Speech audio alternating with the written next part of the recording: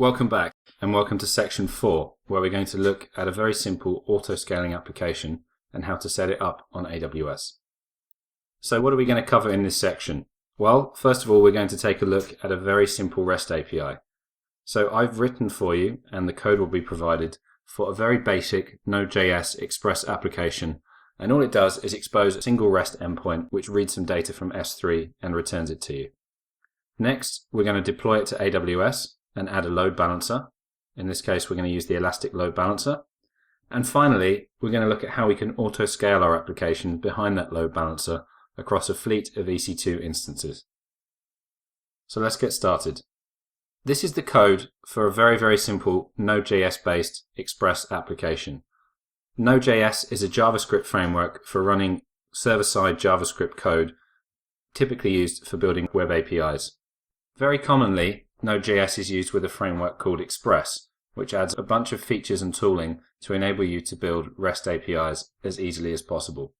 So I'm just going to walk through this very quickly. So the require statement in JavaScript is similar to the import statement in other languages. So we're going to require Express, and we're going to create an application from it. And because we want to read from Amazon S3, we're also going to require the AWS SDK and create a new S3 instance object. Here we set some parameters, and you may need to change this on your application, but this should be the name of your Amazon S3 bucket that you've created.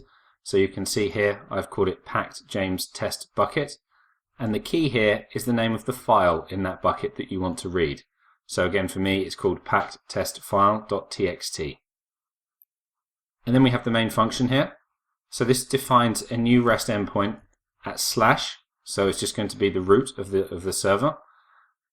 And when we hit that endpoint, we're going to call this function s3.getObject, and that's going to use the parameters to return the object from our S3 bucket.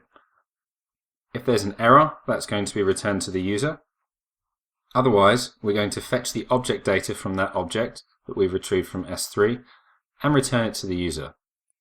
And finally, we want to spin up a web server listening on port 8081 on the current server's host and on port 8081. And when we start, we're just going to log this out to the console. So you can see here, when I ran it previously, example app listening at yada yada yada 8081.